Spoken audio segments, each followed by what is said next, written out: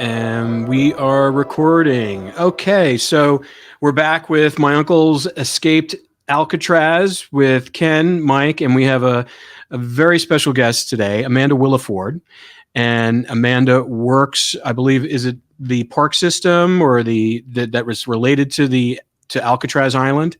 It is a unit within the National Park Service, part of the Okay. Golden Gate National Recreation Area, who manages Alcatraz Island. Fantastic, fantastic. So, Amanda, why don't you tell our listeners and our audience just a little bit about what you do and what is the organization that you work for?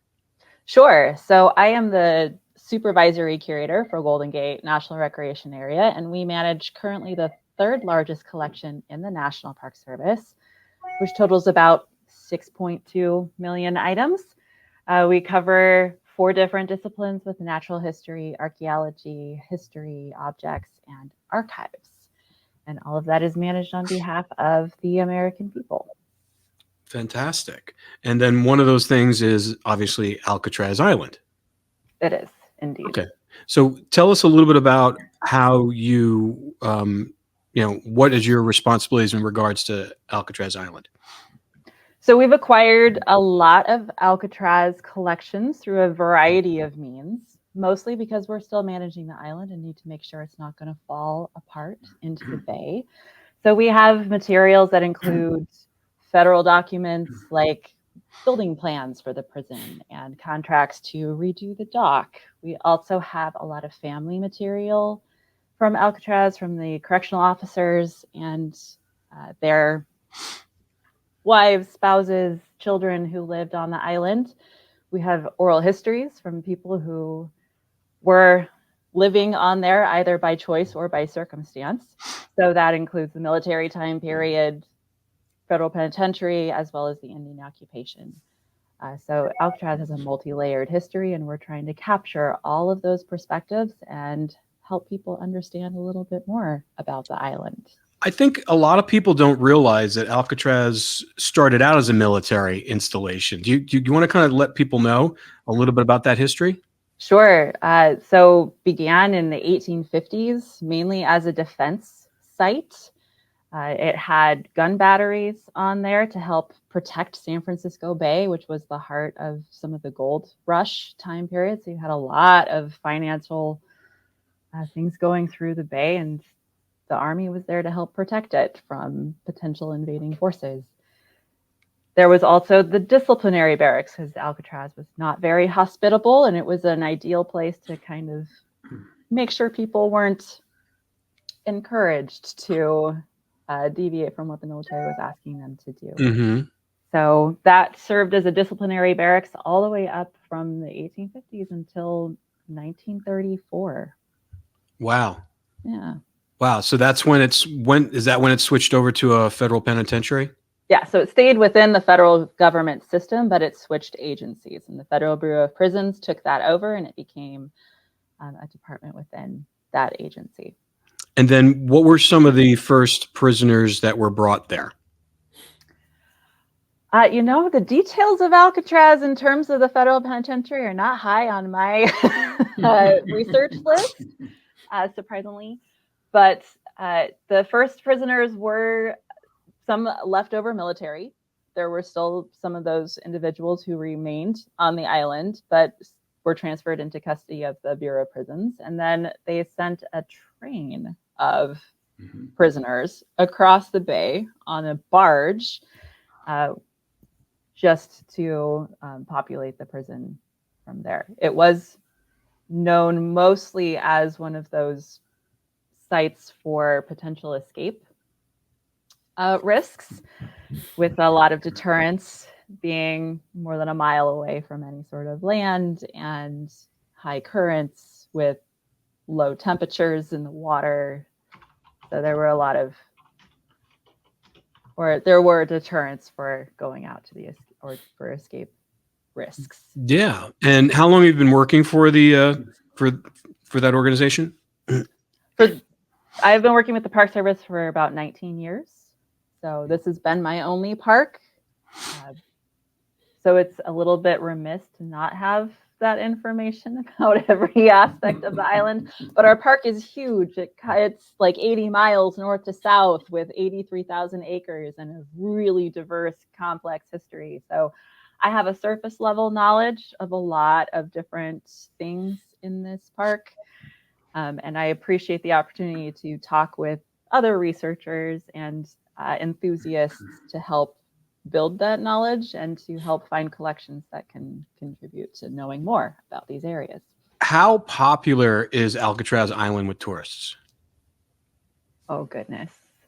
It's one of the most visited landmarks in San Francisco. It's hard to miss. It's sitting right in the middle of the bay, but Alcatraz definitely has its fan club and people who are always interested in parts of its history.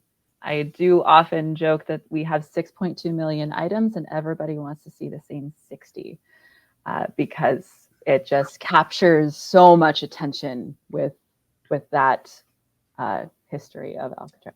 What are some of those 60 items that people like to see? I'm just saying you can just do like 4 or 5. I'm just saying what like in groups, and like what are some of the things that people like to see that out of the thousands? The most requested is the 1962 escape material that was FBI evidence collected after finding or not finding the prisoners in their cells. Yeah. So any of that material is usually what people request.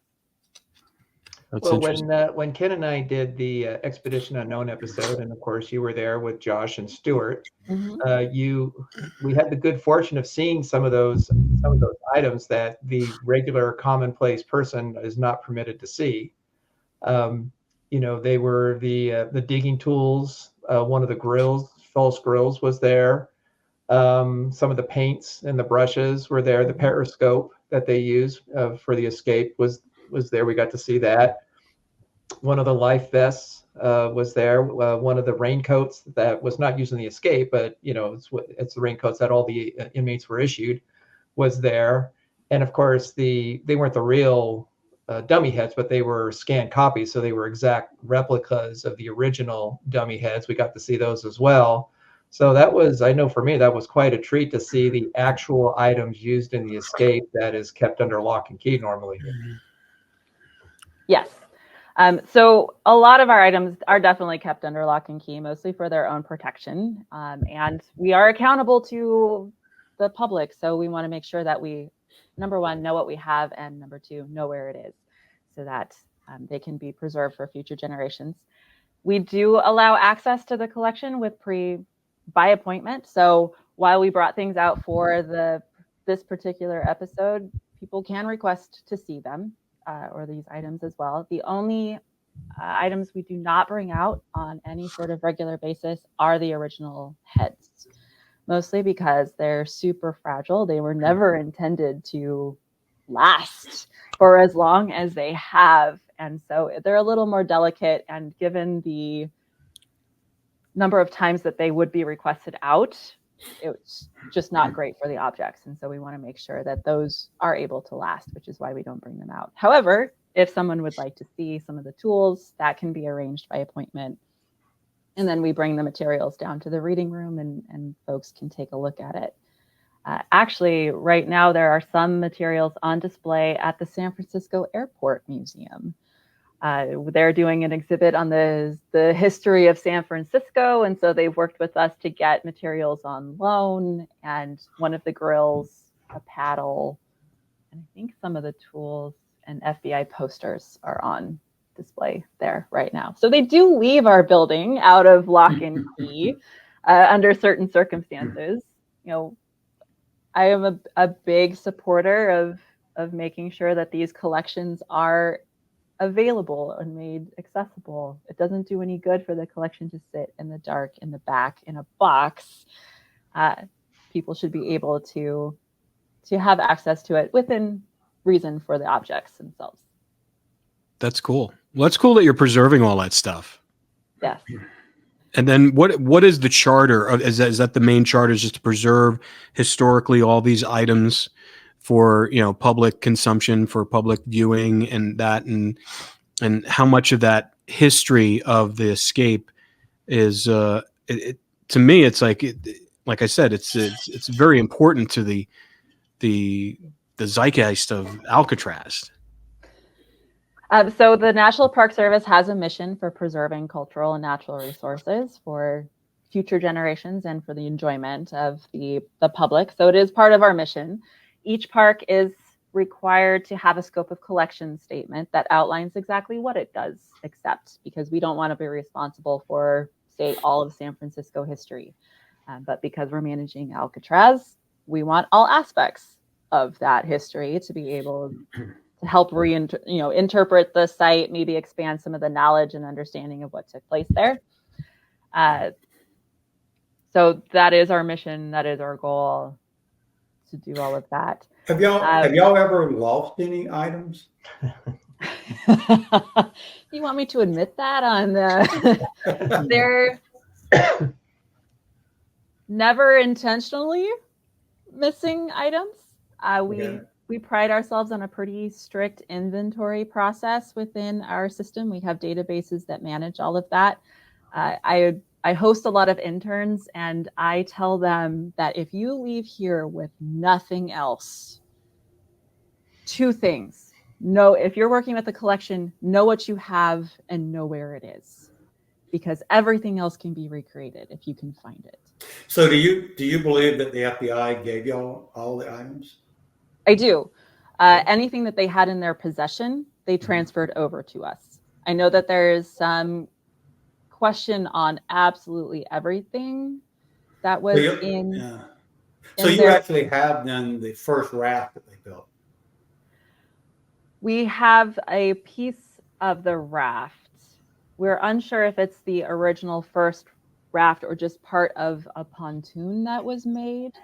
So many of the pieces that were left over from the escape were part of trial and error, as well as pieces that were intended for the fourth individual to use, and they didn't end up needing all of that. The raft piece that we have is unfortunately it didn't age well. How about that? It was plastic and it's glue and it's super crispy right now. So it wasn't made out of the same raincoat material? It is raincoat material, and so what's strange and just kind of tells you on how things work against each other or change over time. The one raincoat that we have that you all saw when we were doing the filming, that's really pliable still. It's on a hanger. It still has that kind of original integrity to it. The life vests that were made out of that same type of raincoat and the pontoon have not aged quite as well. And so the rubber has started to deteriorate. It's really, really brittle, and it's become super hard. And so it cracks really easily, and you need to lay it out flat and you can't bend anything. So that's one of the reasons of why we're not sure if that raft piece is actually a full-scale raft, because we'll never be able to unroll it. It's currently just kind of rolled up. Yeah. And that was the way it was handed to us. And so we haven't been able to do any sort of treatment to it, and it's unlikely that we would be able to. So was the pouch that was found in the bay, was that also made out of the same material? The pouch we never got. It was never included on the list of materials transferred to us by the FBI. So I know that there is the letters, the photographs that often get mentioned as being found in the bay, but that was never one of the items that was transferred over to our. Well, now I'm assuming you know who Michael Esslinger is. Yes. Okay. Do you know who Art Rodriguez is? Not off the top of my head. Okay. Well, he was the first U.S. Marshal, actually the second U.S. Marshal who worked the case. Now, they both told me that they saw the pouch along with the photographs, not the letter. But Michael said he actually saw it at the museum. He physically saw it one time. So are you saying y'all didn't have it at one time? No, we don't have that. Okay. I know that there is one of the life vests looks very close to a pouch. Okay. Because it's all folded up and it's in that army green raincoat style of thing. If there were actual photographs, they would have been put into the archival collection.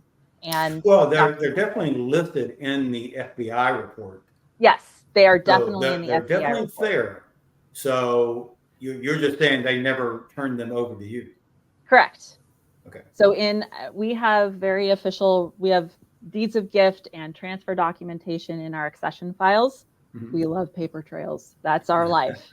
We document everything to death because my goal is to not be the name that people curse in 50 years. So we document a lot of that stuff. And because this question has come up quite a few times of like, what happened to that pouch? What happened to the materials that was in there?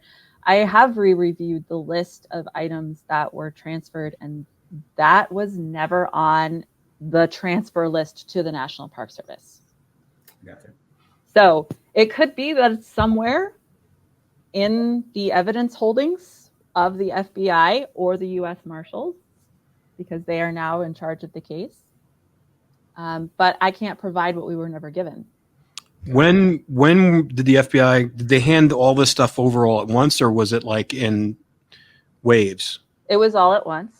And then when was that? That was in the 80s. 80s. Okay. Yes. And that was the time where the FBI was transferring cases over from their jurisdiction over to the U.S. Marshals. And so at some point, one of our park rangers managed to get involved and convince the FBI that it would be a great idea for the National Park Service to have this material, since the case was still kind of in limbo, and we were interpreting the site, and it of course has amazing pop culture connections, and people are always fascinated about this one event. So he managed somehow to get them to transfer custody over. So it's, it's still an open case, which is interesting, but we are managing that evidence. Mm-hmm. And so if they ever found them and they wanted to retry them, they would have to come and get all the evidence from you? Correct. Yeah, that would be an interesting situation, is figuring out. Wouldn't it be? But just a couple years ago, the U.S. Marshals actually did come by because they had a new team who was investigating the case, and they had never had access to the evidence before, and they were trying to, some of these folks weren't born when that escape happened, and so they're trying to give background information to this new team. So it sounds like even the U.S. Marshals then do not have the items. No, you're either the only person or organization that has them, or they still remain with the FBI. Yes, and so when they came to review this evidence, there was we were talking about what we have, and I was going over some of the rules of access, and like, you can look, you're not allowed to touch unless you talk with me in advance, and maybe we'll see. Like, this is a different kind of factor of use, right? This is not an exhibit or a filming opportunity. This is a legit case that they're trying to investigate. And so I went over some of the rules, but they were talking and said, you know what? You were the right place for a lot of this to stay. If this had remained in our evidence locker, it would not be in the condition that it is right now. It would not have been saved like this. And I think that's a really interesting component of what Alcatraz does to a lot of everyday types of objects. It elevates them to this popular culture thing that people want those items to be preserved. That normally, like every day, we probably wouldn't even look twice at. And so the fact that we were holding on to them and they were in good condition, the FBI and the U.S. Marshals were grateful to us for keeping it. You know what really shocked me is the FBI kept all of the materials that they found in John and Clarence's cell, and Frank Morris, but they returned back to the family the paintings that John and Clarence painted And those were the paintings that they were using or painting. John was painting those in order to do the flesh color, on the dummy head. I never understood, unless it was done by accident, that they returned the paintings back, but they never returned anything else, just the paintings. Well, they may have figured that the paint bottles or the paint that was in the smaller items were enough to. Well, they also sent back in Clarence's inventory a paintbrush, which I know that you have the paintbrush that John used, but they did send the one back that Clarence had.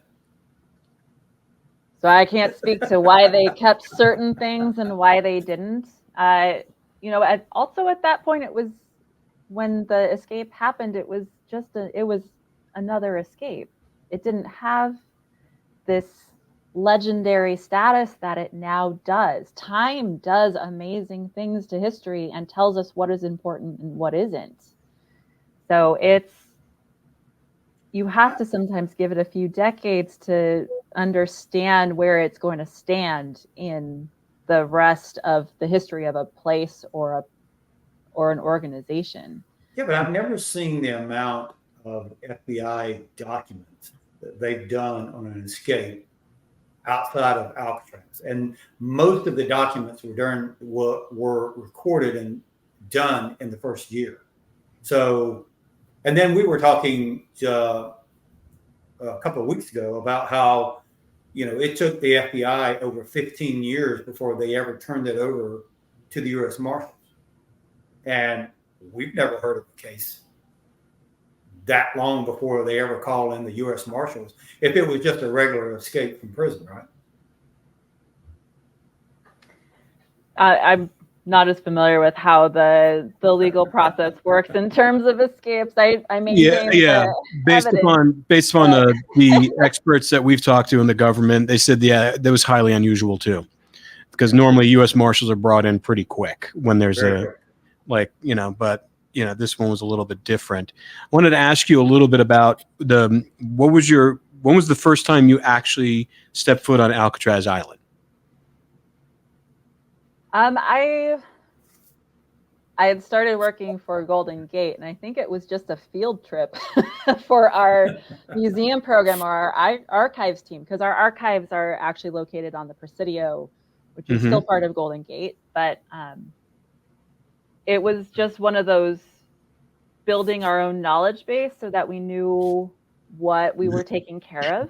And so that we were familiar with what the cell house looked like and how it sat in comparison to the New Industries building and kind of those components. So I am a native Californian, but I'm not a native San Franciscan. So it was one of those probably on my tourist checklist to do, but hadn't gotten around to it at that point. And now I think I'm a little jaded about going onto the island. It takes half a day or half a day for me to go out and check on exhibits and check on objects and do all of that. And then I have to come back on the boat. And so my perspective on the island's a little What was your first impression for that first visit?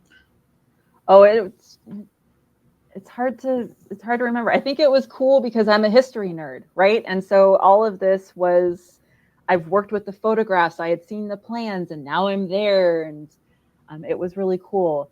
I'm not really into prison history very much. A lot of it is kind of depressing and sad, and so there was a really heavy element of that going onto the island, but then also tempered with my nerdiness of just being excited and seeing history and being there at the same time. Yeah. I mean, that's the thing. I was there for the first time. I was like, the biggest thing I was like, how did they get out of here? It's like, how did they get out of here? I mean, it's just literally you look at all the big bars and it's isolated, surrounded by water. They had they had plenty of correctional officer guards there to accommodate for the 250 that were there. It wasn't like there was a deficit. So it was to me, it was just how did they do this? And it just, to me, and I think that's part of the fascination of, anybody who can get out of incarceration, no matter what prison, it's a fascinating story because they're designed for you not to get out. Yeah. And one of the interesting things that we have in the collection are the oral history interviews with the former incarcerated individuals who returned to the island when it was made up, open to the public. And they consciously made a choice to to pay for a ticket and get onto the boat and go to the place where they spent a good chunk of their time behind in a cell. And so when rangers would find out that these folks were spent time on the island and not by choice, they would do these interviews, and it's just fascinating to think that you'd want to come back to someplace that had this impact on your life. But to be able to capture those stories and then to be able to share them now about what it was like on the site from the inside, as well as we have correctional officer stories too. So we have these kind of dueling perspectives. And it adds an extra layer of interest to the island's history. Well, one of the things that Ken has are letters from Whitey Bulger, who was one of the inmates at Alcatraz at the time of the brothers. And before he died, they wrote back and forth to each other for several years. And he spoke very fondly of his time at Alcatraz. They were good memories for him, which is sort of a strange reaction. You think he'd hate the place, anything to do with prison is bad. But he said that was some of his better times of his life while he was at Alcatraz. And he was one of those inmates that would go back from time to time and visit there. So I've seen a couple of the inmates, the recordings. I've read the transcripts because those are posted on your website. You can go and read them yourself. And so it's interesting listening to them. But, I think part of it is because of the history, because of the nostalgia that's attached to Alcatraz. And for them to be a part of something historical, it wasn't historical at the time. It was a punishment for them. But now it's in our DNA now. You say Alcatraz and everyone knows what you're talking about, even if they live on the East Coast or in other parts of the world. There's just something about it. I think the movie helped a lot. That gives a lot of romance kind of esque flavor to it. And so then now they're like, I was a part of that history. And so I think their view of it has been elevated because of that, rather than this was a harsh prison and this was a terrible punishment for us. Yeah, and those are definitely reflected in a lot of the oral histories, both fond and like, this kind of sucked about being here all the time. I mean, it was prison. It's never a happy thing. But also tempered with like, it was actually not that bad at some cases. So I love that part of my job of being able to share or dispel some of these misinterpretations or these assumptions that a place or a time period have, or reiterate or reinforce those ideas and corroborate that is what took place and that's what happened. Go ahead. I just wanted to ask this real quick. What is the biggest misconception that people have about Alcatraz that runs across, that you've come across to? Where did Robert Stroud keep his birds? Birdman of Alcatraz. The Birdman of Alcatraz, who never actually had birds on the island at all.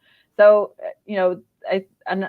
I don't deal with it as much as our rangers who are out on the island actually do. And, I'm sure that they have a list of questions that get asked every single day, if not multiple times a day, of which was Al Capone's cell and where did Robert Stroud keep his birds, amongst other things. But some of those things well, that's great. Maybe we can answer those. But did you also want to know that, hey, the island was also one of the biggest American Indian movements in civil rights history? And did you know that it was military longer than it was a federal penitentiary? Mm-hmm. So trying to help broaden people's understandings of our locations. What were you going to say, Ken? Well, I was gonna ask you, Amanda. You have the unique ability to see all of the items that were used during the escape, the creativity and ingenuity, that the FBI identified in these items. When you look at them, all the things that you're overseeing. What's your personal take on it? I don't have one. That's a good political statement. That's a safe one. It's both political and it's also like we're still finding bits and pieces. History's never static. And that's probably one of the best things that I love about my job is like one new thing can change an entire perspective on something that took place. I did an oral history with the guard who was on duty the night of the escape, just last October. He had never been interviewed before. He was 93. Is this Charles German? Herman. I'm Herman the German? Herman the German is still alive? He was the last time that I connected with him. Wow. Yeah. But his name almost never came up in any of the investigations, in any of the documentaries, or any of the reports on that. His name very rarely gets brought up. But he was in charge, or he was on the floor in that evening time period. Mm-hmm. We didn't have his interview.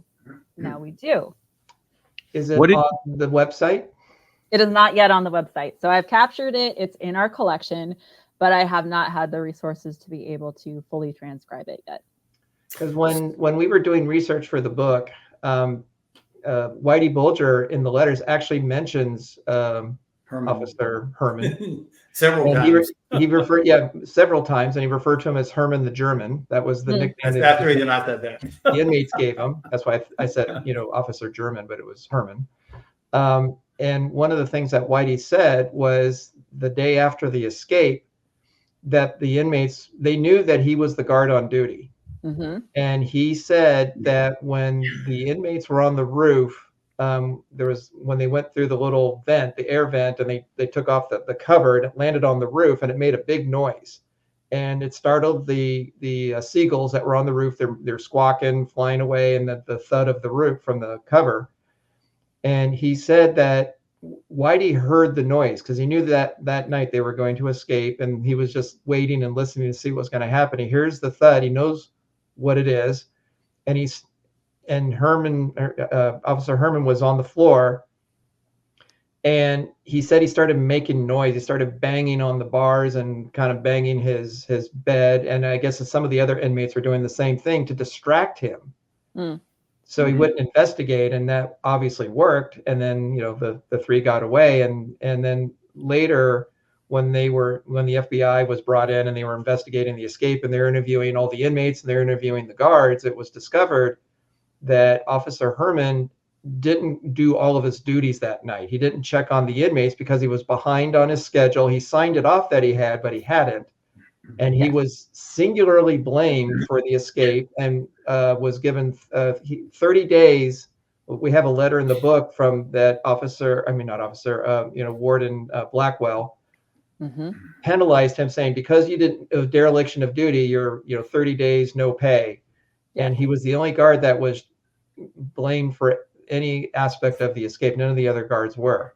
And we have copies of his, his appeal against that particular punishment or disciplinary action. Right. He felt it was unfair that he was, singled out, that all the other guards were just as culpable because they missed it too. And we also have his interview now with his perspective on what took place. And that's why I love my job, because, sometimes we have activities that corroborate what one person says, and sometimes we have different perspectives on that. And so, can you give us a little tease? Can you give us a little tease on what he told you? Yeah, I'm curious to know what he said. So all these years later, he does say that he heard the noise and that he reported it to control, and that because he wasn't allowed to leave his position, he was relying on them to relay it to whoever needed to go out and do the double check on the noise that he heard.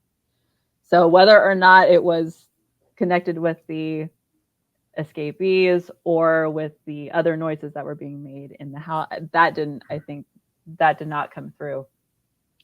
But he did say that he wasn't called into the warden's office until 3 days after the escape for interviews. So which always strikes me interesting. do you think with Rob or Mike, could you or reach out to Herman and ask him, would he be interested in talking to us? Hopefully, if he's still alive. I mean, how long ago did you do that? I don't know how you got in touch with him. So. He wrote to me, or he wrote to you. He wrote to Alcatraz Island. And fortunately, I have great colleagues who know, hey, this is something that the museum program and Amanda should be brought aware of. And so they forwarded it on. And we did writing back and forth. He doesn't do email. Phone is very, very difficult. So I got permission to go out to Carson City and sit down with him, bring a recorder, and do some of that. It was still, nice. We were unsure whether or not we'd actually be able to complete an oral history, but he wanted to make sure that his story or his side of the night was shared. Nice. So he kind of had a lot of it prepared in his head already. So some of the questions that I had listed, I wouldn't get to ask, but there were definitely new things that I don't think were talked about in any of the previous reviews or investigations into the escape. So again, that's just one of the things that I love about this type of field, is that new things come in all the time, and all of a sudden we're having these new discussions about something we thought we knew or we thought we had pinned down, and no, it's not true. How long ago did you do that interview? That was last October, almost a year. Wow. Okay, yeah. So, and then what kind of shape was he in? Was he in decent shape? No, he was going through some health problems. So I'm not entirely sure if he's still among us or not. So, getting him on something like this is probably beyond his skill set. So I got to ask you, you keep talking, you keep kind of bringing up new items and new things that's been discovered. So I'm assuming you've seen the photograph of John and Clarence that we discovered in the early 70s in Brazil. So what's your thoughts or take on that? It's hard to state anything about that. I mean, it's interesting, but I don't have like a personal knowledge of what they would have looked like at that age. So I don't like to confirm or deny that somebody is that person or that's a specific date. And that's something that we don't do. So one of the other things that our interns leave with is don't do the research for the researcher. Our job is to make sure that these things exist and that people have access to them, but not to interpret them for everyone. Okay. So let me ask you a follow-up question in regard to that I've been kind of hoping to ask is, obviously you've been there for a number of years now. You're in charge of this huge collection, and obviously we're focusing on just one little piece of it because, like you said, you have over 6 million items in your collection, which covers all kinds of San Francisco history. But for those that are interested in Alcatraz, do you get a lot of researchers coming in to the archives to examine photos, documents, oral histories, the tools of the escape, or is it not too much and people are more focused on other areas of the archives? It's Alcatraz is just one component of the bigger picture. We get about 500 research requests a year. And a lot of it is actually, it's split down the middle between park staff who actually come in to use our collections and then the public who come in to use our collections. We have a lot of maintenance that needs to be done. And so we need to know what historic structures were constructed out of, what was original, what's been modified. And so that's a lot of the use of the archive. So the Alcatraz blueprint collection gets used a lot by park staff, not necessarily by the public.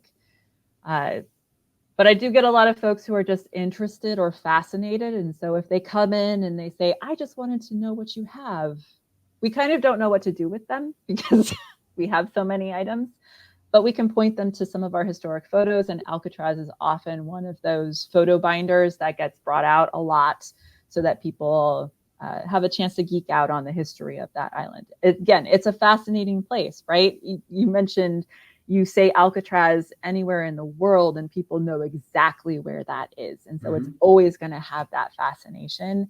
And so being able to supply some of that history and some of that background to enhance what people understand about the island, that's our goal. And that's what we do. Well, and I can say personally, because, a couple of years ago, my wife and I, visited the archives when we were doing research for the book, and you were very helpful. You showed me the photographs, the documents. Didn't get to see the tools or anything, but that's okay. Got to see them later. So no, you were very helpful and brought out all kinds of interesting things that made it into the book. So thank you for that. No problem. We're a big supporter of Archives for All. Anyone can come in with any interest and see this material and use it. And that, is one of the best things I love. I keep saying I love about my job, but also I love about archives. Like, I could hand this same collection to 5 different people and get 5 different responses about what they thought was interesting or what research they really wanted to do on that. And that's why we don't do the research for the researcher, because it's not on us to interpret why you need this collection. It's more of like, let's make sure you can find this collection. So we have a lot of those tools that you used when you were doing research that helps identify those collections that might be helpful. Because did you know you wanted to see the Henry family papers? No, because Henry family doesn't give you any sort of clue.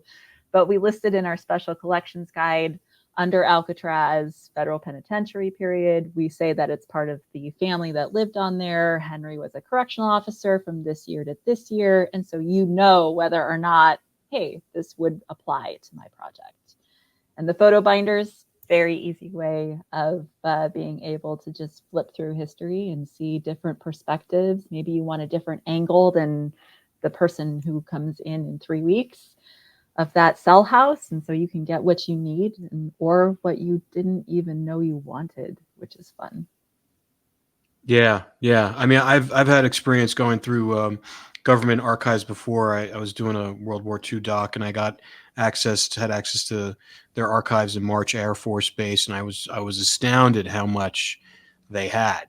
And it literally, I mean, I went there for one day, ended up spending 7 days there, because we can geek you out for a really long time. Exactly. It's pretty amazing. That's great that you guys do that, because I think this story is only going to get bigger. I'm just telling you, Amanda. I'm just warning you right now. Okay.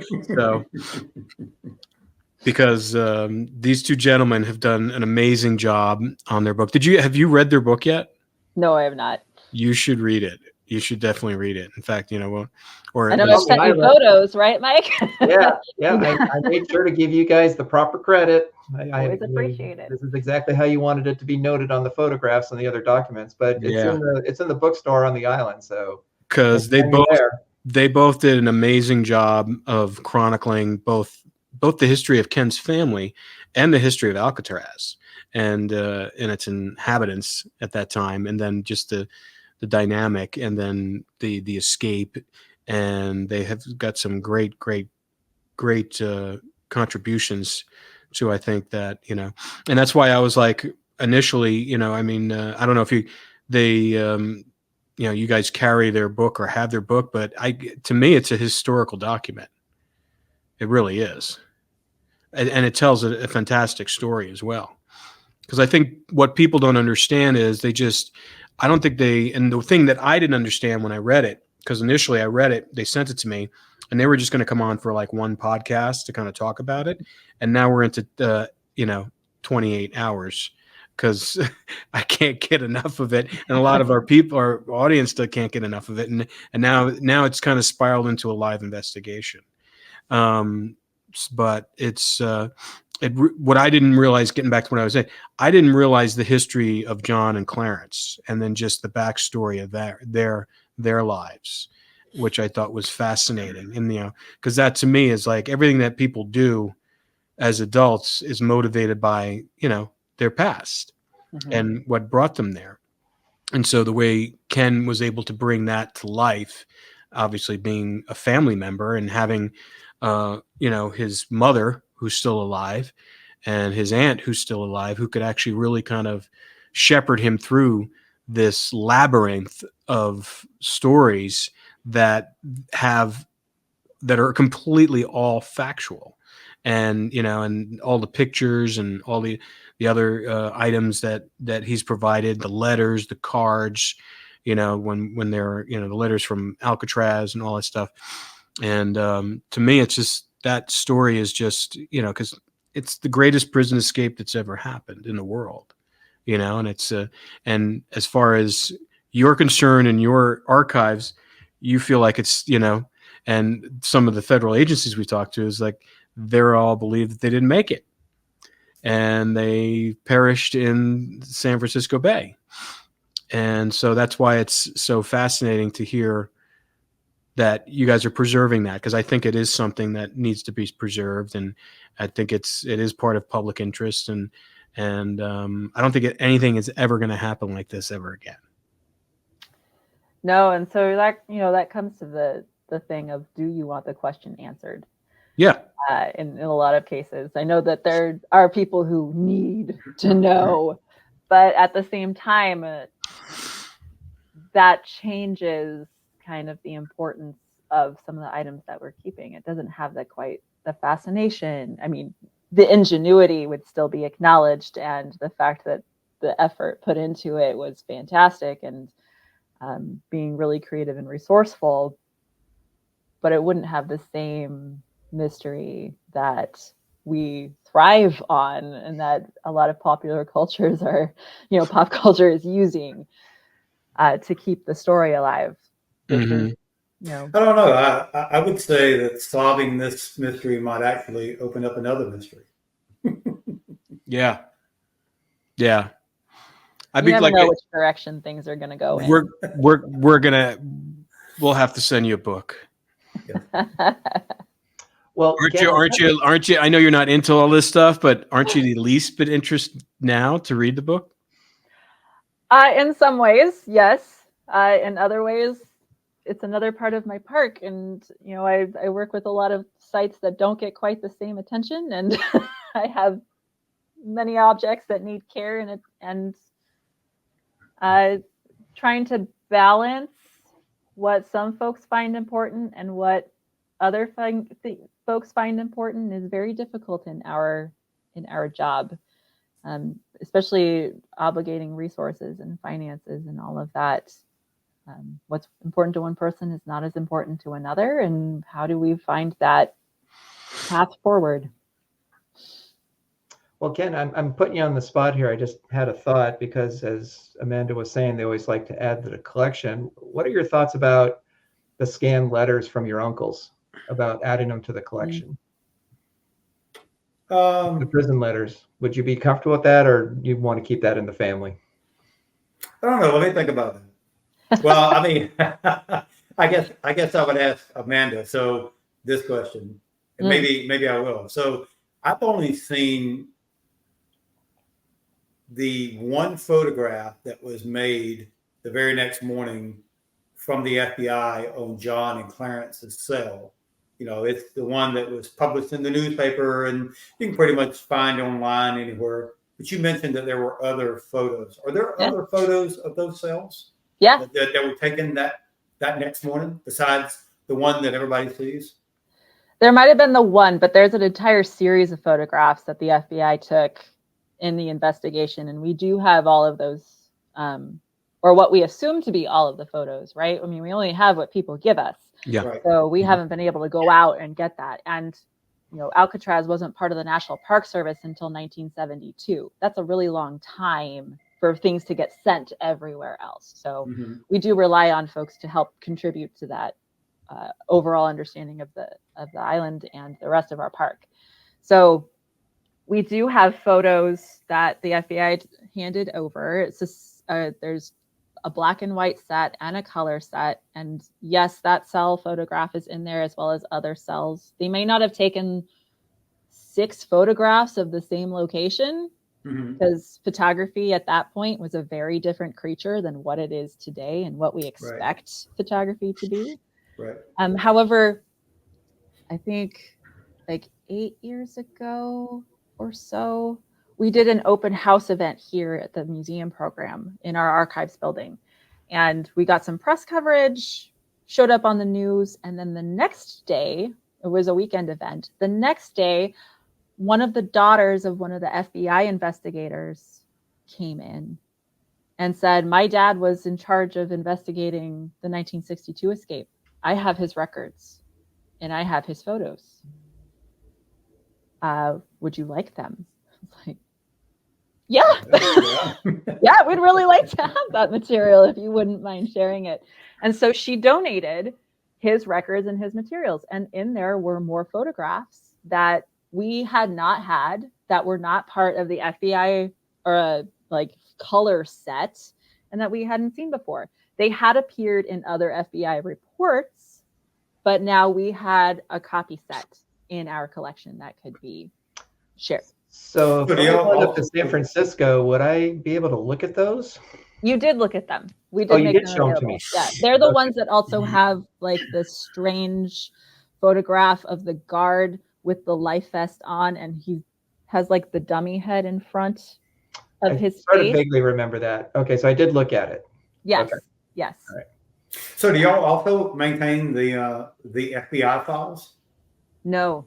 No. Okay. So those are federal records, and those would be in the custody of the National Archives. So they're still under a federal agency. They're just not our federal agency. Okay, I got you. And that's in DC, right? Yeah, there are some prisoner records down in the San Francisco branch of the National Archives, which is located in San Bruno. So this is part of that component of we weren't a park until 1972. It's a long time for things to get sent everywhere else. We're lucky with what we do have, and a lot of it has come through personal donation from families. So Mike and myself have been trying to reach out to Mike. What is her name from Alcatraz? The store, the lady. Elizabeth Sion. Yeah. Zion. So we were trying to maybe see if we could come out and do a book signing, and if we can, and ever have that opportunity, we might bring the letters that John and Clarence wrote, and maybe we can do some exchanging.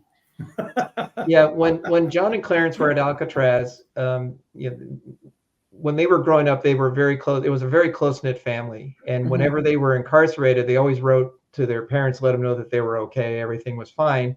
And together, between the two of them, they wrote about 15 letters from Alcatraz, from when they literally, like the day, I think when Clarence arrived, or I can't remember if it was Clarence or John. I mean, like the day they were there, they wrote their first letter.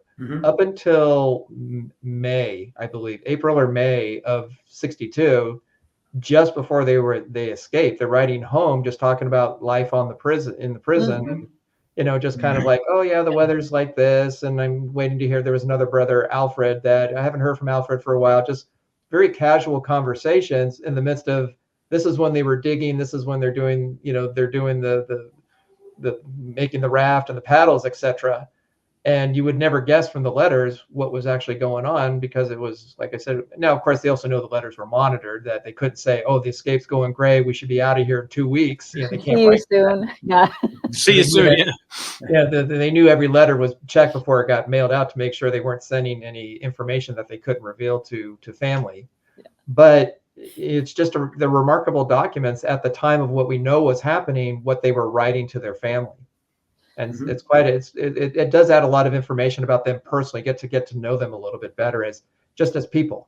Yes. And that's really what we love to be able to do is we're not in this to make money or anything like that. We can't charge anybody. So, one of the things is most of our material is in the public domain. People can use it for whatever purposes they want. You want to write a book, you can use our photographs, and you don't have to worry about a use fee. But having that material on site allows so much more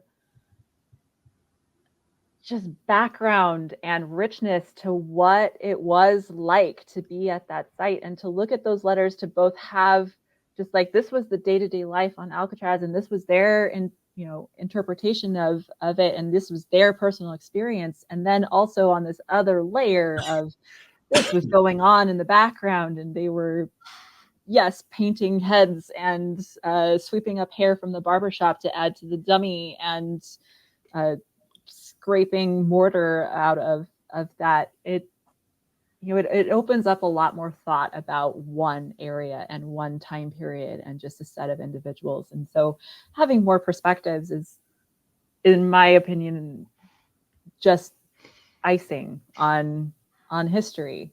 You sometimes you have a fact, right? But then you have all of the different elements that led up to it and came after it, and all of the influences that had. I mean, the prison closed a year later because it wasn't inescapable anymore, or considered that. It was also super expensive to run the island, which had a major influence, but this escape helped drive that nail into the closure. And policies in the way folks were treated and the different considerations that were made at the prison, maybe things were loosened up a little bit, had impact on how they were able to get through a lot of the creation of the materials they did. Well, yeah, that's the amazing thing about it. Everything that they used to escape, they got within the walls of the prison. Yes. Everything. And so what changed at the prison that actually allowed them to do that? Were there, guards who weren't quite as vigilant? Was there privileges got expanded beyond what used to happen? Or were they just super resourceful and able to get things by? There's a lot of what ifs. Again, that's that mystery. And I think it's probably a combination of both. Everything, all of the above. Yeah. Do you how much moving images, like film, do you have of Alcatraz? Not very much. We have a couple of home videos that correctional officers have contributed, but it really was taboo in a way to have video on the island. You weren't allowed to bring your own camera and photograph. Well, I'm just talking about stuff that was shot by the government that, kind of like highlighting it, just that kind of thing. They used to have those government things where they always do those government video films that archival. Yeah. Very little. And it, sometimes that depends on who was in charge. If they didn't view it as a unique or special circumstance, which a lot of the workers at that time, it was a job. Yeah. Yeah. The photographs that I've come across, the Alcatraz photographs were usually either government agencies for some kind of government reason, yes, or very rarely would they let the media onto the island. They were doing some kind of a story while it was still a prison, and they would take some pictures. Or it was the home family pictures, because there were families on the island. The guards had their wives and children there, and there was home pictures, because they did a lot of social things outside of their jobs, of course, just so they wouldn't go crazy. It's not just a prison for them, that it was a place for their families. But there weren't the casual kind of hanging out pictures that the guards took within the prison. They didn't do that. I'm sure there was probably rules against that. Exactly. Only officially recognized agencies could take photographs, either government or media, or it was just personal photographs that were later donated of, oh, this is us having Christmas with the family kind of a thing, or we had this special event, with some of the guards, or whatever. Yeah, and there might have been some folks who were able to just kind of get in with their camera and take some photos. We got another photograph album from the Baker family, and I think it was George C. Baker. He took photographs of the inside of the prison, but mostly it was just like his job. Here's the key case. Here's where I sit. and then some of the stock photographs that the government would have produced of, like, this is the kitchen, and here are prisoners who are making bread today. That kind of stuff, the official photographs. He had copies of those too. So there was this kind of blend of both personal imagery and professional or official photography. So you had the rules, definitely. Even today, that's restricted in terms of what you take photographs of inside any sort of jail or prison. But you also had just a different time period of photography. It was expensive. It was it was not in your back pocket the way that cameras are these days for us. And so we have this assumption that they should have been taking photos, and they don't exist. Yeah. It wasn't a thing. Yeah. All right. Well, thank you so much for all this information. Thank you for participating. I know you can't, you're keeping your opinions close to the vest there, so we won't put you in a position of trying to come up with an answer. But Well, it's job security too, right? I mean, if I say I don't have an opinion, come in and make your own, we're going to get folks who want to come in and look at the collection and kind of come to their own conclusion. And I encourage anybody who hasn't been to Alcatraz, it is something to see. It's one of those things you have to see at least once. You have to experience, you have to go to really kind of, can't even imagine. I mean, I saw it over 20 some years ago, but even just to ride in the boat out there, I just kind of imagined what it must have been like for someone who was going to be who was on the way to be incarcerated. What an intimidating way to approach a prison is, that's surrounded. It just seems something, it's almost medieval, an island surrounded by water, prison island surrounded by water. And so I definitely encourage, definitely it's a fascinating experience. It's a must do. And you can see all the work that Amanda's put into it and her team, preserving all that stuff. I think it's important to preserve. Yes, I agree. And hopefully you'll get some more documents from Ken. Always happy to talk about new material coming in. As I've been mentioning, it comes in all the time and kind of randomly. So we don't have the resources to be able to go out and solicit for things. That's kind of against our ethics rules anyways, but we do appreciate when folks share their knowledge and their resources to help broaden that picture and broaden that history and add to the mystery in some cases. Add to it or also solve it. I'll solve it. Maybe we'll be bringing some people to the island.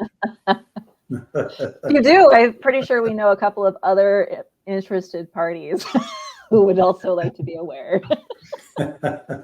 Fantastic. Well, listen, Amanda, thank you so much. You've been a pleasure. And we really appreciate you coming on. Yeah, no problem. This was fun. Thank you. All right. All right, you guys. Take care, guys. All right. Okay.